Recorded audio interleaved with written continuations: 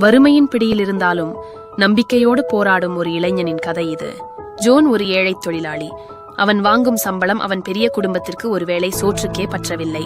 குடும்ப செலவுகள் அதிகம், கடன் பிரச்சனைகளும் அதிகம். அன்றாட தேவைகளை பூர்த்தி செய்யவே அவன் திணறினான். அவனுக்கு ஒரு பழக்கம் இருந்தது, அது லாட்டரி சீட்டு வாங்குவது. அதில் என்றாவது ஒரு நாள் விடிவு பிறக்கும் என நம்பினான். அந்த அதிசயம் நடந்தது. நகரத்தில் அவன் வாங்கிய சீட்டுக்கு 43 கோடி ரூபாய் பரிசு விழுந்தது. யாரிடமும் சொல்லாமல் அந்த பணத்தை ரகசியமாக தனது வங்கிக் கணக்கில் போட்டான். புத்திசாலித்தனமாக செயல்பட்ட அவன் பணத்தின் பெரும்பகுதியை நிலையான வைப்புத் தொகையாக முதலீடு செய்தான். தனது அம்மா, மனைவி, பிள்ளைகள் மற்றும் சகோதரர்கள் அனைவரையும் அழைத்துக் கொண்டு வெளியே புறப்பட்டான். நகை கடைக்கு சென்று அவர்களுக்கு வேண்டிய அனைத்து நகைகளையும் எடுக்குமாறு கூறினான். அவர்கள் திகைத்து போனார்கள். பின் ஆடை கடைக்கு சென்று விலை உயர்ந்த உடைகளை வாங்கிக் கொடுத்தான். அவர்களின் வறுமை விலகியது.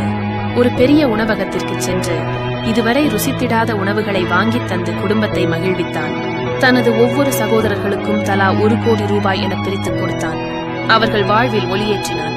தனது வீட்டை சுற்றி 20 ஏக்கர் நிலத்தை வாங்கினான். அது ஒரு பெரிய சாம்ராஜ்யமாக மாறியது. அந்த நிலத்தில் ஆடு, மாடு, வாத்து மற்றும் கோழிகள் வளர்க்கும் பிரம்மாண்டமான பண்ணையை உருவாக்கினான். மறுபகுதியில் கத்தரிக்காய், வெண்டைக்காய் என அனைத்து காய்கறி வகைகளையும் செழிக்க வைத்தான். இன்னொரு பகுதியில் மா, பலா, வாழை என தோப்புகளையும் அமைத்து நிலத்தை பசுமையாக்கினான். அவற்றை தொழில்நுட்ப ரீதியாக பராமரிக்க நவீன நீர்ப்பாசன முறைகளையும் உரமிடும் முறைகளையும் செய்தான். வெளியில் எங்கும் வேலைக்கு செல்லாமல் சொந்த நிலத்திலேயே உழைத்து வருமானத்தை பகிர்ந்து கொள்ளச் சொன்னான். அவங்களுக்கு வேண்டிய வாகனங்களை வாங்கினான். அவர்கள் வாழ்க்கை மிகவும் சந்தோஷமாக போனது. திடீரென காலை விழித்து பார்த்த போது அந்த சொகுசு வீடு எங்கே?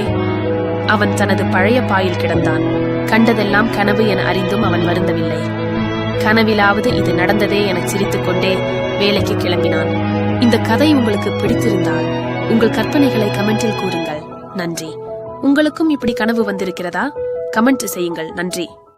Please subscribe